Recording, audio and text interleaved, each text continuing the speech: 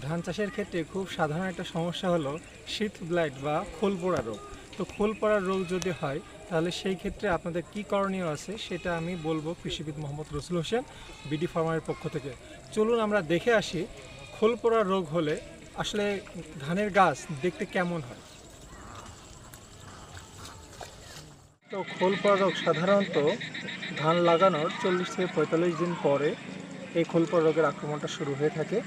তো খোল পোড়া রোগের আক্রমণে সাধারণত দেখা যায় যে গোড়ার দিক থেকে এই আক্রমণটা হয়। তো গোড়ার দিক থেকে আক্রমণ হয়, এটা ক্রমে পাতার দিকে ছড়িয়ে পড়ে। তো খোল পোড়া রোগ সহনশীল ধান লাগাতে হবে, যেমন বৃধান 38, বৃধান 40। যেই সময় আমরা ধান গাছ লাগাবো সে সময় সঠিক ঘনত্বে ধান গাছ লাগাতে হবে। 20 সেন্টিমিটার দূরত্বে ধান গাছ লাগালে সবচেয়ে ভালো হয়। সঠিক পরিমাণ সার প্রয়োগ করতে হবে।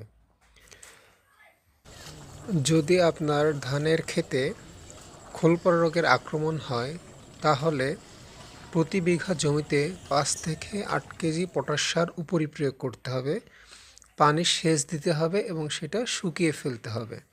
যদি আক্রমণের মাত্রা খুব বেশি হয় তো সেই ক্ষেত্রে আমরা ফলিকিউর 250 ইসি, টিল্ট 250 ইসি অথবা নাভারা, নাটিভো কিংবা অ্যামিস্টার টপ এই ধরনের যে কোনো একটি ছত্রাকনাশক চাইলে ব্যবহার করতে পারি। যদি এই পদ্ধতিগুলো অবলম্বন করেন তাহলে খুব সহজেই ধানের খোল পোড়া রোগের আক্রমণ থেকে আপনার ভুঁইকে রক্ষা করতে পারবেন। সকলকে অসংখ্য ধন্যবাদ।